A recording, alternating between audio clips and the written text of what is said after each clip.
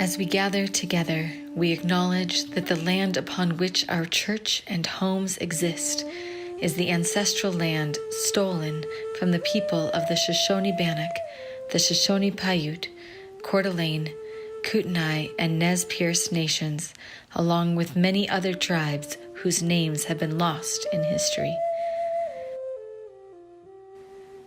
We acknowledge that our presence here today is founded upon the exclusions and erasures of many indigenous peoples.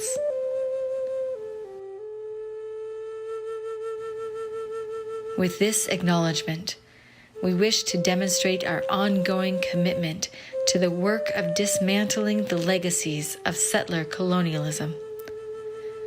We honor Indigenous peoples' connection to the land and support their right to sovereignty. Good morning. I love the energy in here. Welcome. Welcome to the Boise Unitarian Universalist Fellowship. I'm the Reverend Sara LaWall. It is my great honor to serve this beloved community. We are a community gathered to nurture spiritual growth, real connection, and faithful action for a better world. All who join us in the spirit of curiosity, love, and justice are welcome among us this morning. Whoever you are, whomever you love, however you identify, you are welcome here, and your presence is a blessing. We want to welcome all who are joining us virtually. Thank you. We're so glad you're there. And yes, turn around, wave, give your hearts. We are so glad to know you are out there, reminding us that this community extends beyond the walls of our sanctuary and we all worship together. And we know it takes a lot of courage to step inside the threshold of a new community, whether in person or online. So if you are a newcomer joining us for the first or second time, a special welcome to you. We invite you to introduce yourselves to us in the chat and after the service during our fellowship time so that we can warmly welcome you. We invite you to fill out a newcomer form. We have cards in our entryways, and we'll post a link in the chat so that we can keep you up to date with all that is happening in our fellowship and all of the ways that you can connect and meet our members and friends and fellow newcomers. And we have a lot happening. This is the season of happenings here at Boise UU Fellowship. I have a few announcements I want to share for you. First, it is time to nominate plate partners for the coming year, 2023-24. I just can't fathom those numbers. So we invite you, the link is on our website, it's in all of our email communications. We invite you to nominate a local organization that could serve as a plate partner for us during the next year. Our Social Justice Council takes all of those nominations, goes through them, and then whittles them down to a list to put forth for all of you to vote upon later this spring for those final nominations. So now's your chance to get all of those orgs that you've been working with and seeing doing great work and who might need a little boost from this community and nominate them as plate partners. And of course, here we are officially kicking off our annual giving drive, continuing the season of giving with the theme of Imagine a New World. Today is Kickoff Sunday, and we want to remind you to join us for Celebration Weekend, April 15th and 16th. We have exciting events, our Just Desserts event on the evening of the 15th, and then the following day is Celebration Sunday with a picnic on our patio. All the gods willing. It might be inside. We'll have a contingency plan. This annual giving drive season is about supporting the good work of this fellowship. It is our pledge drive.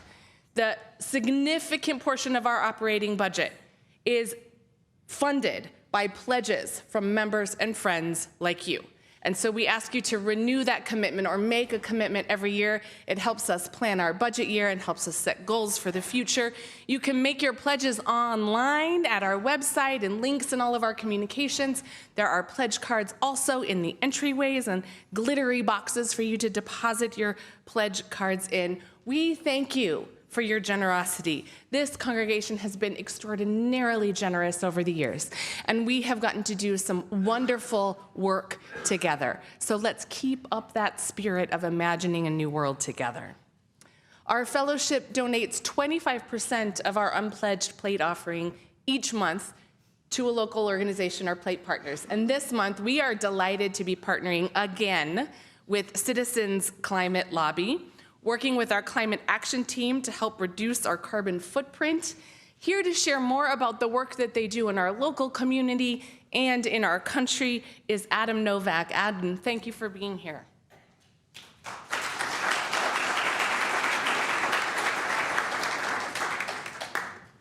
Good morning.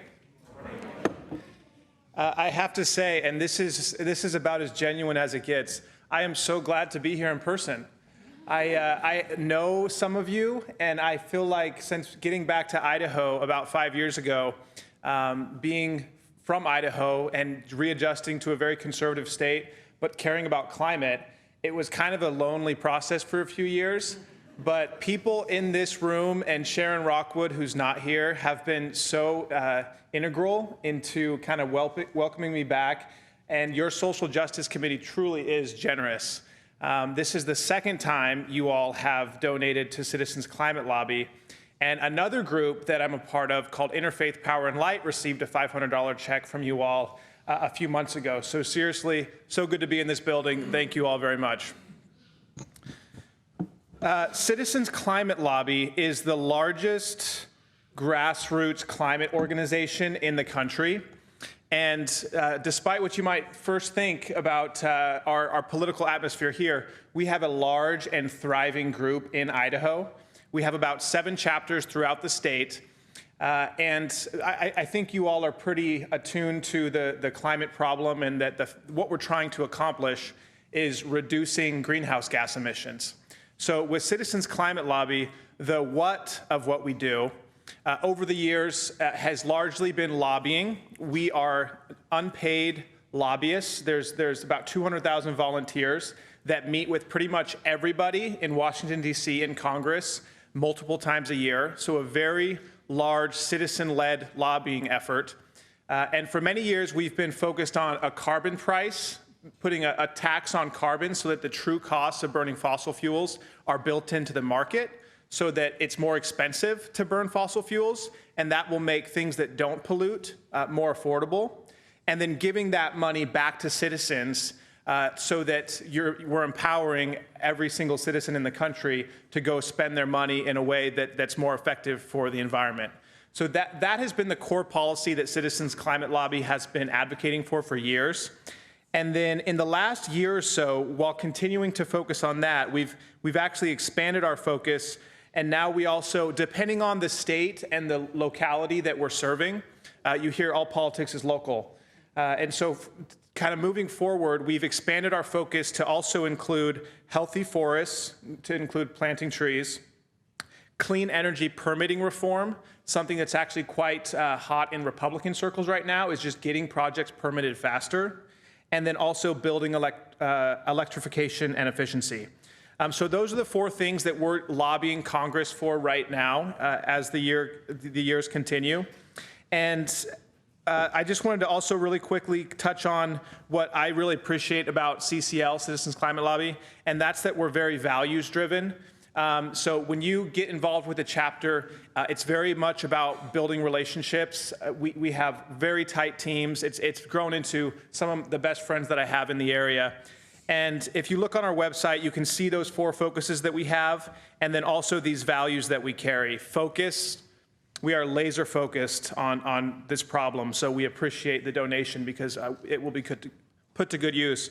But the values: focus, optimism, diversity, relationships, integrity, being nonpartisan, and personal power, so empowering individuals.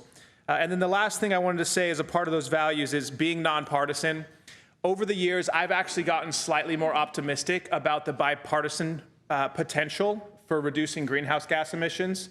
Even though Republicans in our state and in general aren't, in front of podiums screaming about climate change and talking about climate change, there is pretty much a broad consensus, including in legislation that's introduced by our Idaho Republicans, with bills and legislation with the explicit purpose to reduce greenhouse gas emissions.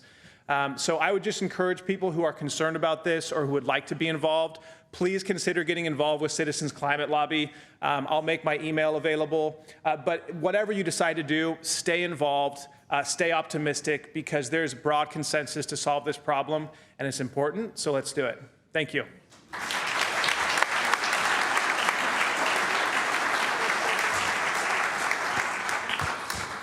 Thank you, Adam. Thank you for your optimism today, too, as the theme of my reflection today is resisting cynicism. It's good. You gave us a great start, and I'm glad there's some optimists out there. And the value that we are lifting up today is interdependence, the way in which that all of our actions contribute to the well-being and health of the whole of humanity, of all of us in this life and project of living together, which includes stewarding the resources of our earth. There are many ways that you can make a financial gift to support the work of Citizens Climate Lobby. You can go online to our website at boiseuu.org and click Give in the top right corner.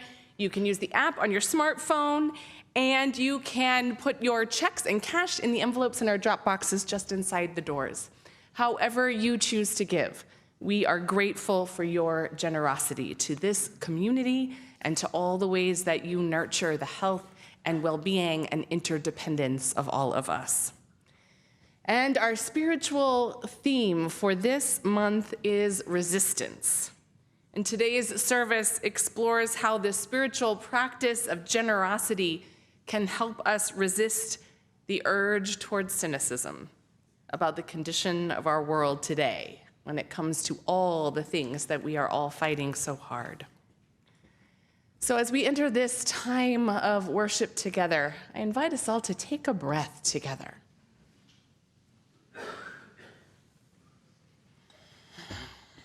Fill your body with breath. Set aside whatever niggling concerns and burdens that you carried in here this morning, just for a moment. Allow yourself to come fully present into this sacred space, knowing your breath connects you to your body, to our planet, to one another. Taking a moment for stillness, to tune in to our spiritual center and listen deeply to our heart's own longing.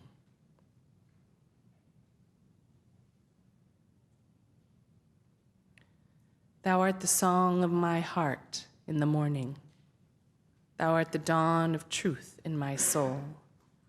Thou art the dew of the roses adorning. Thou art the woven whole. Thine is the grace to be steadfast in danger. Thine is the peace that none can destroy. Thine is the face of the need-driven stranger. Thine are the wings of joy. Thou art the deep, to the deep in me calling. Thou art a lamp where my feet shall tread. Thy way is steep past the peril of falling. Thou art my daily bread.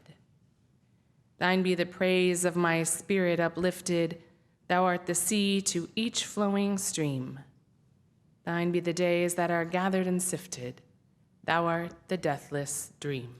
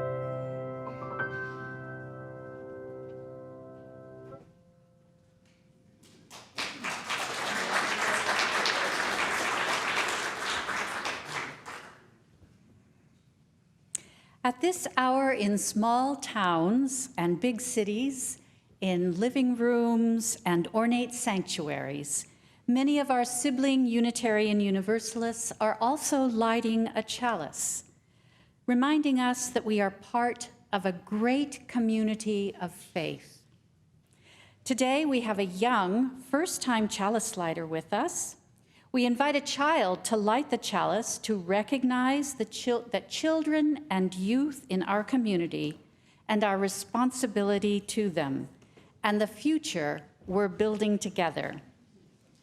As Adelaide Barker enthusiastically lights the chalice here in the sanctuary, I invite those of you in our virtual community to also light a chalice, if you have one nearby, and share in the chat where you light your chalice this morning.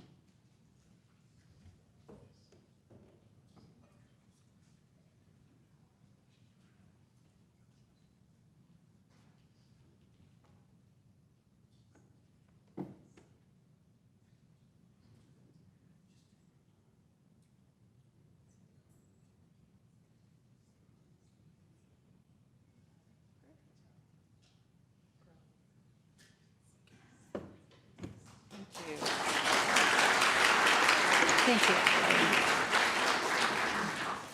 With our collective chalices lit in all our spaces, we offer you this call to worship from Reverend Gretchen Haley.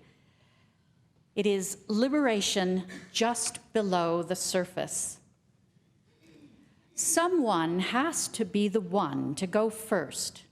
When the seas are stubborn and the ground and the sky are giving us only gray and gloom, someone has to see the spring that's just below the surface, the crocus about to launch, the green in the brown grass, the path that's about to be made clear, the freedom that's calling. After the leap and leaving behind, the letting go of everything you ever knew and anything it meant to live. It takes a restless sort of dreaming, a courage you'd usually shrug off, like it belonged to old tales of escape from Egypt or emperors, like it belonged to someone more powerful, more official, someone less filled up with grocery lists and bills to pay, marriages to manage, and all these justice reports to read. We come to link arms and to claim a call that is collective, believing we can go together and hold each other into the deep in this journey for justice and liberation, trusting we can sing, not just at the end, but the whole way there, feeling in our bodies the promise of something more beautiful being born. We come to remind each other we were always this brave, that we've had all we need to walk this way the whole time, that we are the ones we've been waiting for, to say to each other, let's begin now. Come, let us worship together. As we move into our time for all ages, I'd like to invite our children up front to watch A Time for All Ages. Our story this morning is 1,000 No's, and it'll help us explore how to deal with the heaviness of facing obstacles while holding on to hope and our connection to others. Let's listen.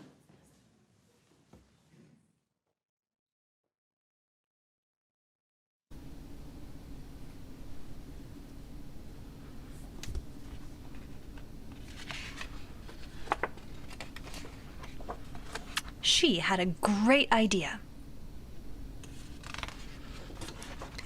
Or at least she thought she did. That's when she got her first no. It was heavy, it was hard to carry, and it kinda hurt.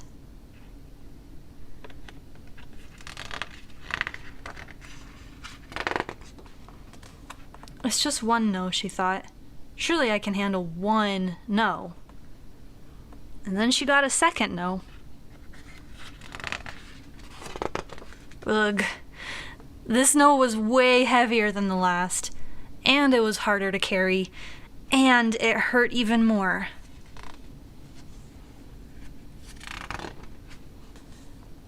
She tried to stop them, but the no got inside her idea.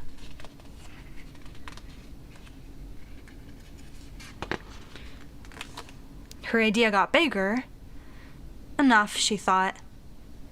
Then, another no. And another no. And another. Not only did her idea get heavier, but it got poked and twisted, and it started to change shape. Oof.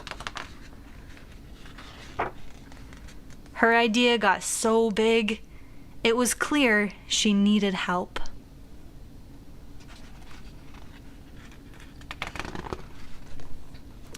She wasn't sure how she felt about someone else helping with her idea. After all, it was her idea. But this called for drastic measures. Really drastic measures. No after no after no came. Some of them made her idea challenging.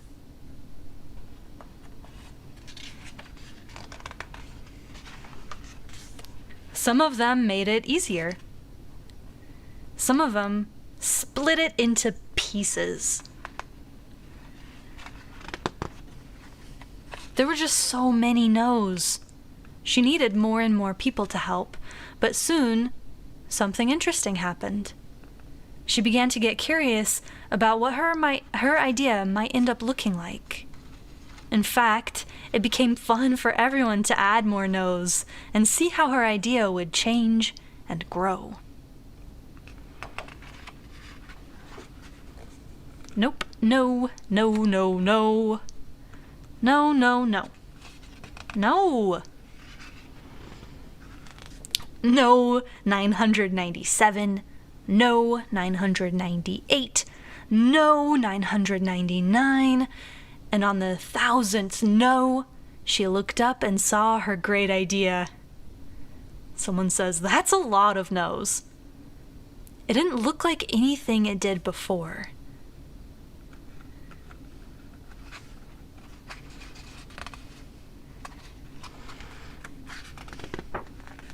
But she was okay with that.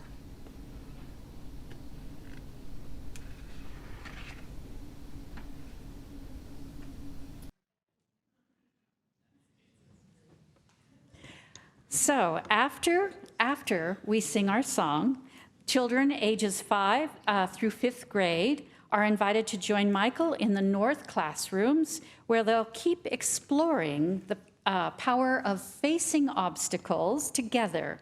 Youth are invited to remain in the service today to enjoy the sermon. Join me in singing our community blessing as the children make their way to their religious exploration classes.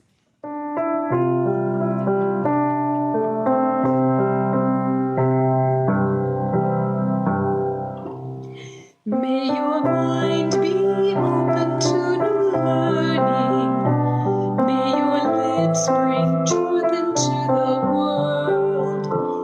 May your heart know love and your hands do the work of justice as you go your way in peace. As you go your way in peace.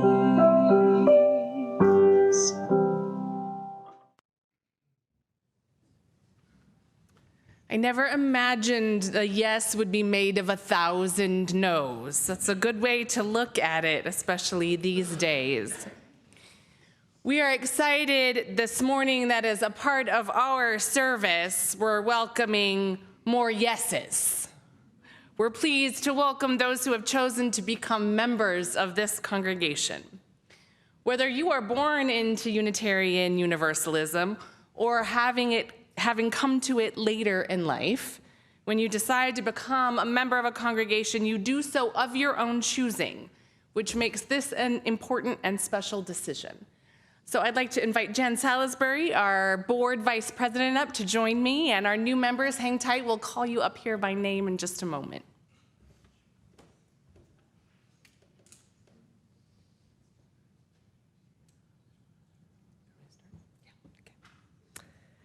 Well, I just want to say this, that one of the reasons I come to church because of all the wisdom I get from these children's stories. The Boise Unitarian Universalist Fellowship is a free religious congregation covenanting together to support each other in our search for truth, meaning, and spiritual growth. We do not subscribe to a creed or dogma, but are guided by principles that help to affirm and promote the fulfillment of our highest aspirations and our deepest beliefs as we strive for beloved community where no one is a stranger. So new members, as your names are called, we invite you to come on up and line up behind us here on the chancel. We have a special package for you with some gifts and a flower for you as well to say thank you, welcome, and congratulations. Heidi Shed, come on down. Greg Williams.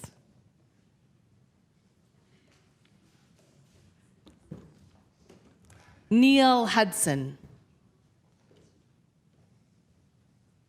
Sangam Stanchek and Greg Stanchek. They may be in the nursery. Sarah Lawson. And Jelana Collins. Come on up here, everyone. Come on and line up here. And if you'll take this welcome home card out of your bags, because the words we're going to say together are on the back there for you.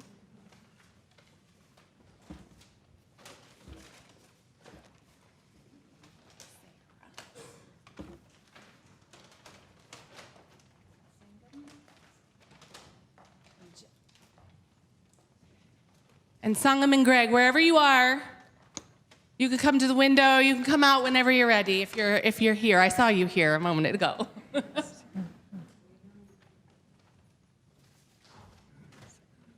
Okay. This is an important moment in the life of this congregation. Each of you has chosen to be part of this community, sharing in the privileges and responsibilities of membership. And in joining this conversation, your story is added to this living local tradition of over 100 years, which is part of the larger Unitarian Universalist faith, which came into being more than 500 years ago. And as new members of this community, we invite you to join in the traditions, the activities, and the work of the congregation. To our current members, will you covenant together to welcome these new members before you, to be open and inclusive, respecting their inherent dignity, their ideas and their vision, in times when it is easy and in times when it is difficult? If so, please say, we will. We will. And to our new members, in return, we ask that you recognize our humanity. We will not always live up to our ideals, and when we fall short, we invite you to stay in relationship with us and help us more fully bring alive the spirit of love. We welcome you as equal members of this congregation and this faith and of our shared spiritual journey. If you accept this role of membership into the Boise Unitarian Universalist Fellowship and covenant to affirm and promote the principles of our tradition, to contribute your time, talent, and resources toward making ours a creative, caring, loving, and compassionate, joyous community, please say, we will. We will.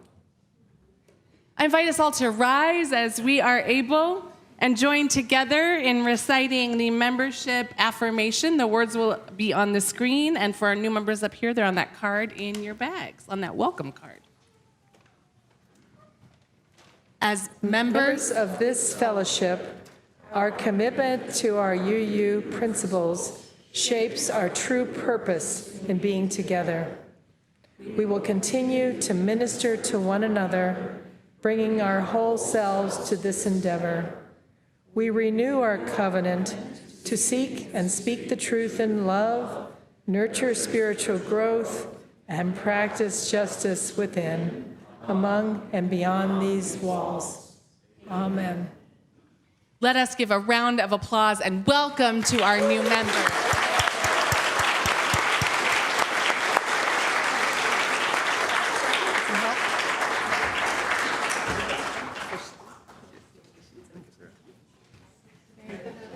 Of course you may.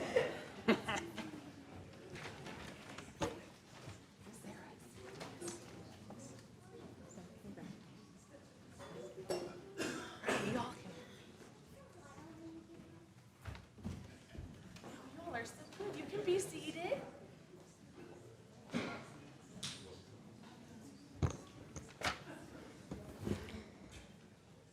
Thank you, new members. Each time we do a new membership ceremony, I feel just that little spark of rejuvenation, that indeed that we are expanding our circle, our mission, our commitments, one member at a time. So thank you for being a part of our journey with us, for being a part of our yeses. Because sometimes I feel a little bit like that girl in the book. You know, that's what it feels like these days. Debra proposed this title as we were thinking about our annual Giving Drive kickoff and the theme of Imagine a New World, wondering how the theme of resistance and Imagine a New World could possibly connect. And indeed, in this moment, resisting cynicism would be a whole new world. But I will be honest, my cynical self is not at all convinced we can do it. And I promise I'm not gonna preach a downward spiral of depression every single Sunday, although it is tempting. Because we're thwarted at every turn. I mean, I took 10 days off. I spent some days in the mountains of Northern California with 10 beautiful colleagues being rejuvenated. I even hugged a tree. And then we come back and just, you know, are blown over by violence and injustice that continues. And it's hard to kind of remain upright in the face of all of that. During my time in California, I was visiting with my colleague and friend, the Reverend Marcy Glass, yesterday in San Francisco. She serves Calvary Presbyterian Church in the heart of Pacific Heights. It's one of those big, beautiful, historic churches right on the corner. It's a stunning sanctuary, complete with stained glass and a balcony, a small chapel, and so much space. They publicly proclaim their progressive values on their building with banners and rainbow signage, boasting LGBTQIA welcome, trans rights, pro-choice, Black Lives Matter, and so on and so on. It's really very cool. It's safe to say that I experienced just a little tiny bit of church envy. I mean, who wouldn't? Being in the city and her church just oozes beauty, faith, hope, and love inside and out. I felt lighter, almost hopeful even, being in that space. Oh, to be progressive in San Francisco. I later lamented to Marcy about the state of Idaho politics, and some of you know her. She used to serve Southminster Presbyterian here in Boise. And I lamented about all things Idaho, politics, and the world and life. And I confessed to her, preachers, as we exchange our sermon topics with each other, that I didn't think I could preach about resisting cynicism when I feel so consumed by it. And she said to me, "Maybe you're the perfect person to preach the sermon, Sara." I appreciate the confidence boost, Marcy. So we'll see. Because, Adam, I used to think of myself as an optimist. I did, once upon a time, enthusiastically wielding our Unitarian Universalist values of transformation, interdependence, justice, generosity, like a proud standard bearer, imagining my own invincibility to the encroaching army. But while I held on to my flag, the army kept coming. The battle raged on, and even after a few small victories, the battle kept coming. And now my flag is frayed, and my spirit is weary, like so many of us. And the cynicism just seeps through the tears and holes in that flag more easily than it did before. And while there are some that might say, chin up, or look on the bright side, or just don't read the news, or find joy, and they are not wrong. But cynicism is powerful. Some days it feels like that zombie fungus. It's coming at you, and I don't know how to stop it growing faster than any of us can fight it. The great Oracle Wikipedia, I had to look it up, defines cynicism like this: an attitude characterized by general distrust of the motives of others. A cynic may have a general lack of faith or hope in people or systems, motivated by ambition, desire, greed, gratification, materialism, goals and opinions that a cynic perceives as vain, unobtainable, and ultimately meaningless. That tracks. That's exactly how it feels to be living in this moment in time, this unprecedented moment. But then I dug deeper, and I read that the term originally derives from the ancient Greek philosophers, the Cynics, who rejected conventional goals of wealth, power, honor, status. It sounds like contemporary Unitarian Universalism. That is exactly what we reject, exactly what this faith invites us to counter. The Cynics practiced shameless nonconformity with social norms, with religion, with manners and housing and dress and even decency, morality. Instead, advocating the pursuit of virtue, a trait of excellence rooted in the good of humanity. So hold on now. That changes some things. Because as I read that, I felt that same kind of lightness I felt inside Calvary Presbyterian Church or any beautiful, faith-filled, progressive sanctuary. It's an entirely different way of understanding my cynicism. I resist it by embracing it. I'm a proud cynic. I wholeheartedly embrace shameless, radical nonconformity to social norms, rejecting the goals of those who seek to hoard power and wealth and decency and cast out whole swaths of society. And so there is where I can find some joy. It lives in the act of resistance itself, in celebrating the resistance through our own nonconformity. Being a proud cynic, I'm gonna go around declaring that to people now, feels different, though, than succumbing to the despair of cynicism. One is active, lively engagement with ourselves and the world. The other is hopelessness, devoid of creative energy and spiritual nourishment. The cynics chose to live simply, without excess, to be in community. But they also chose to openly and publicly flout convention,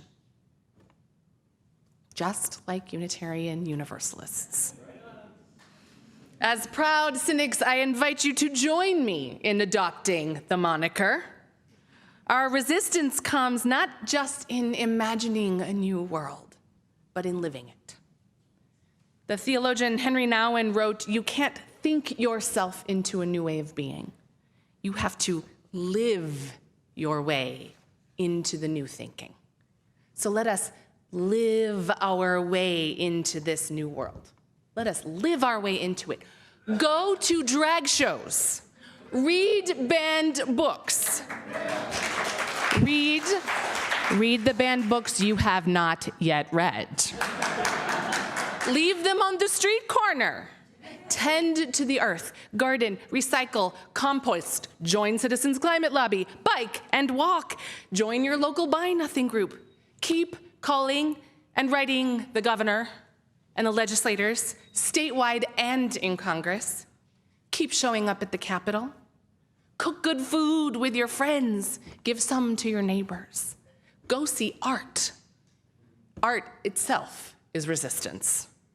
Weep at the statue of David. Immerse yourself in our history, even the brutal and painful parts, for there lies the seeds for imagining a new world. Turn up the music and dance. Give hugs and high fives more freely. Take naps when you need them. Come to church, even when you don't really feel like it. Love yourself. Love each other. Henry Nouwen and many other contemplative spiritual leaders would also add, pray, meditate, cultivate stillness.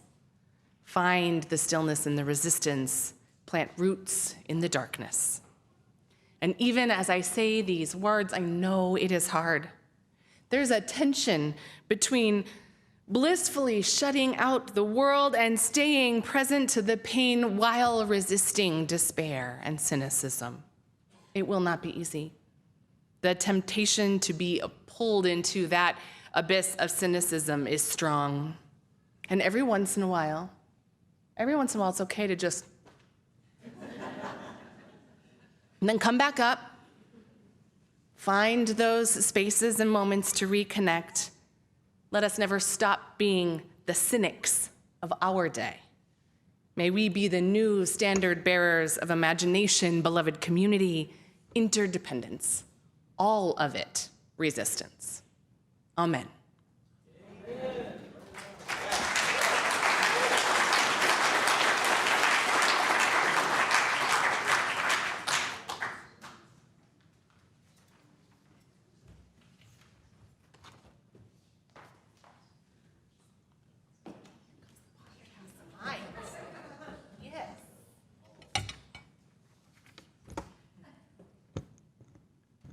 I think it's on. Okay.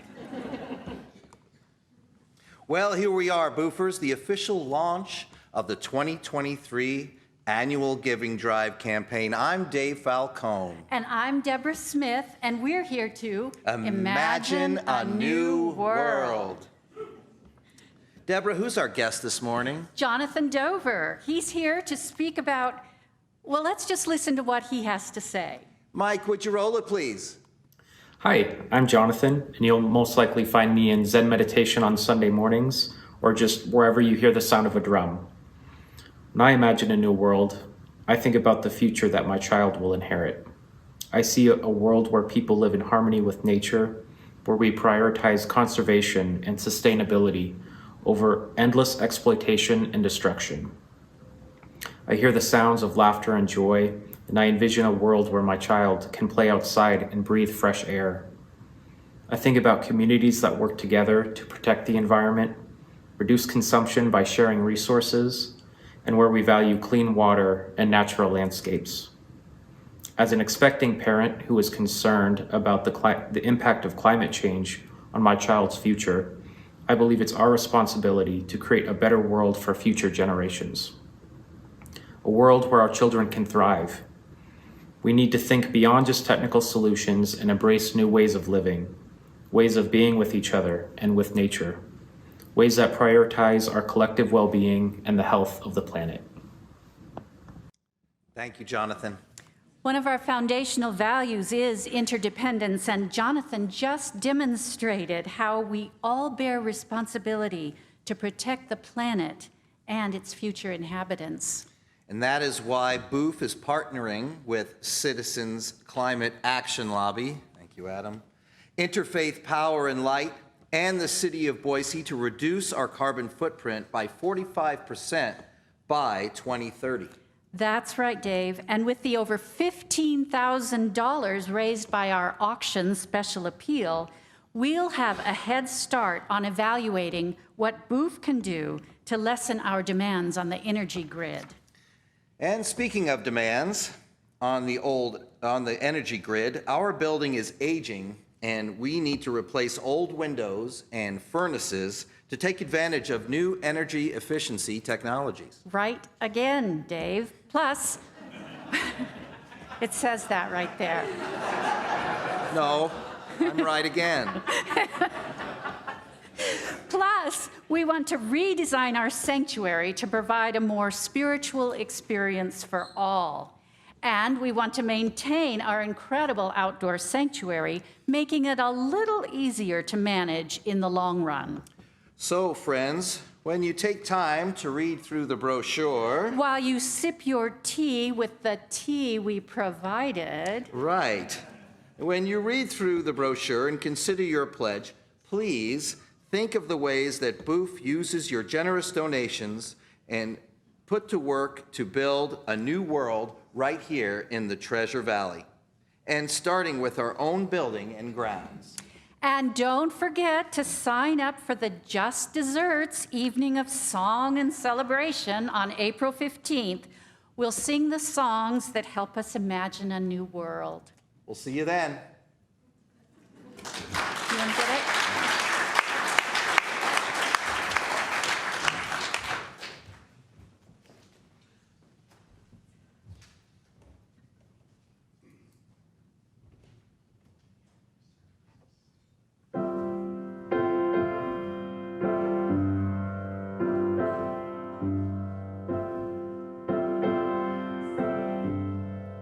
Come with me, and you'll be in a world of pure imagination. Take a look, and you'll see into your imagination.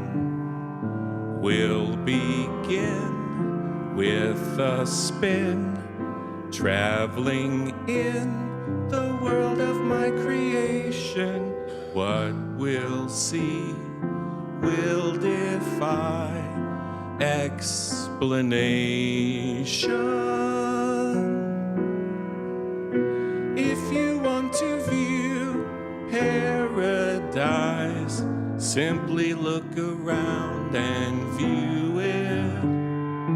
Anything you want to do it, want to change the world, there's nothing to it. There is no life I know to compare with pure imagination. So go there, you'll be free if you truly wish to be.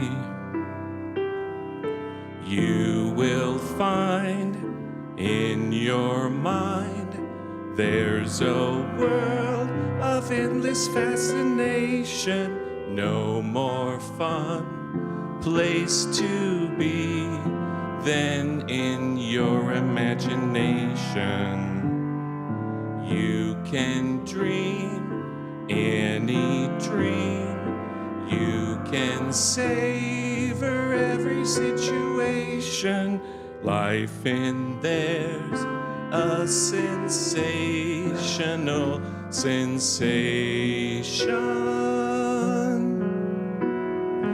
If you want to see magic lands, close your eyes and you will see one. Wanna be a dreamer, be one. Anytime you please, and please save me one. There is no place to go to compare with your imagination, so go there and you'll see if you truly wish to be.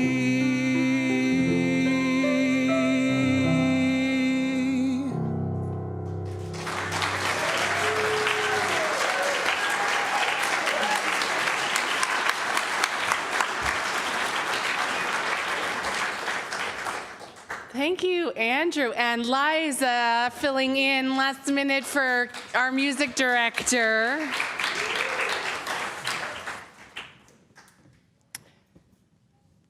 Pure imagination is exactly what it's going to take to imagine a new world, a world of interdependence and collective sustainability to resist cynicism. And it will also take acts of generosity, big and small. Those cynics of Greek philosophy pursued lives of simplicity, actively rejecting the trappings of the social order, living in accord with nature as understood by human reason. Now you can see how our Unitarian Universalist tradition is based on the Western philosophical tradition. You hear all of these words reflected in how we practice this faith today. The cynics thought that arrogance came from false judgments of value which cause a vicious character. Oftentimes, still true, cynics, they relied on the kindness and generosity of the townspeople, deliberately choosing a life of poverty, not giving their labor over to those in power. And I'm sure that there were many who passed them by and refused to give, disapproving of their ideals and practices. But those who did give were giving something of themselves to the very philosophy, supporting the ideals, resisting even just a little bit the social norms that tipped the scales of power and wealth. Giving generously was their act of resistance. We too give generously in so many different ways. And when we do that, when we give from the heart, from our values, we do so as an act of affirmation for the things we care about most in the world. And the invitation of giving as an act of resistance is to give without expectation, to trust that our gifts will be used as they are needed by the people and organizations we choose to support, and to withhold our judgments about the worthiness of those needs. It's a difficult practice. So often we tend to hold tightly to our personal views and expectations about how things should unfold, and we lose sight of the larger imagination and wholeheartedness of that deep sense of interdependence and beloved community, of that love that lives within us that cynicism so often buries. We lose sight of how all of that activates us when we lead with generosity first. I recently watched A Man Called Otto. I know many of you have seen that film. Wow. And I was struck by how Otto, so brilliantly portrayed by Tom Hanks, succumbed to his own despair and cynicism for really understandable reasons and profound loss. Otto is the epitome of the neighborhood curmudgeon, a cranky enforcer of rightness and rules and rigidity. But because of the relentless pursuit of a new neighbor who sees through his gruff exterior and worms her way into a deeper relationship, pursuing it valiantly, Otto finds himself unable to resist helping his neighbors. Slowly, bit by bit, opening himself up to the spirit of generosity. At first, his helping unfolds begrudgingly, almost out of spite, because he believes people are idiots, his word. And only he can do the thing right. And some of the time he isn't wrong. But over the course of the film, his generosity grows. He softens a little. And he begins to take in the generosity shown by his neighborhood. It becomes a kind of mutuality, an interdependence. And slowly the love and joy and beauty and simplicity of human connection unfolds with such tenderness, even as Otto retains some of his grumpy charm. There it is, the cynic without the cynicism. One review of the film reads, "Check all cynicism at the door and allow a man called Otto to tug at your heartstrings with its tried and true tune, It Just Might Sing." I spent most of the film a weepy mess, feeling my own cynical heart expanding and shedding some of that hardened despair. The film reminded me that generosity, that giving generously, need not be extravagant. In Otto's case, it was often relatively simple. An Allen wrench, or Alvin wrench for those who watched the film, a spare couch to a transgender boy, a ladder, driving lessons, and a tenacious spirit, with just enough open-heartedness so as not to succumb completely to his own spiraling despair. And in that generous simplicity, love grew. Love poured forth. Simple acts of generosity. I experienced them all the time here among all of you in big and small ways, some of them in unseen ways to so many of us. Of that generosity, theologian Henry Nouwen writes, "Every time I take a step in the direction of generosity, I know that I am moving from fear to love." So I want to invite you in this to the spirit of reflecting on giving generously, on simple acts of generosity. And I want you to just turn to someone near you, nearby, and share a simple act of generosity that you have witnessed or experienced here in this community. A simple act of generosity that you have witnessed or experienced here in this community. Talk amongst yourselves.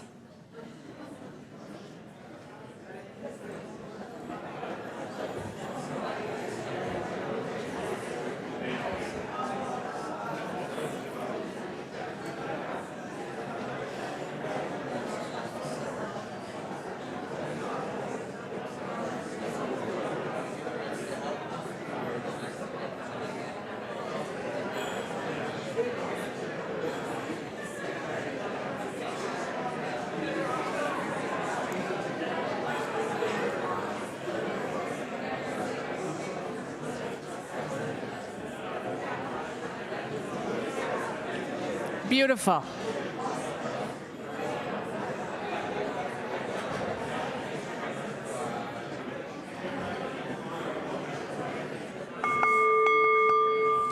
It's easy, it grows and grows. I bet you thought of more and more. Zoomers, virtual community, you can share those acts of generosity in the chat. I can feel us kind of just cracking open a little bit with delight every time we take a step in the direction of generosity. We know that we are moving from fear to love, and that love is always there. It gets buried and hidden by all the grief and loss and heartbreak, by the brokenness and injustice that pervades our lives, but it is always there. The love is that divine light that shines in each of us. And together with our resistance, with our generosity, with our giving, we keep that love alive and we let it shine. Friends, your giving generously keeps this fellowship thriving. Your generosity fuels our imaginations for a new world. Your generosity helps us all resist cynicism, even as we might aim to live as a true cynic. Thank you for your generosity. Please keep it coming. We have so much more to imagine together. Amen. Let's have a moment of breath together. Move ourselves into a moment of reflection and meditation and prayer.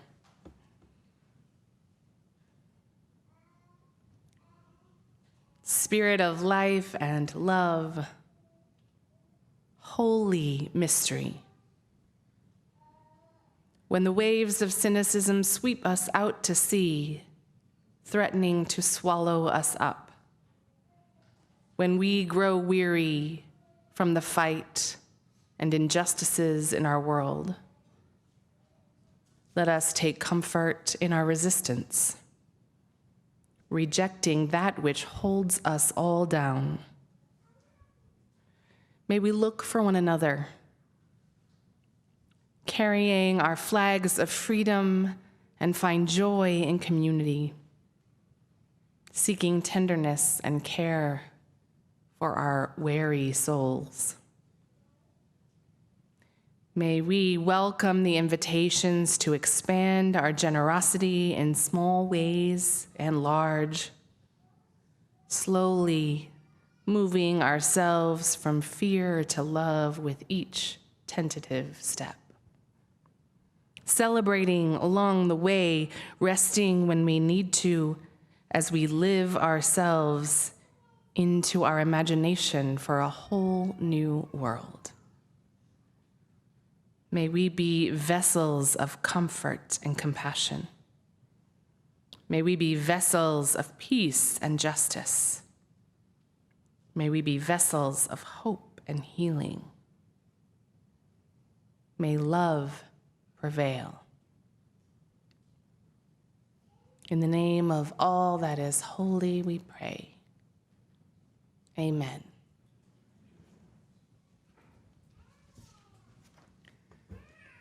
Let us rise in body or spirit and join our hearts and voices in song together, conjuring up the light and the love of this community. We're going to sing "This Little Light."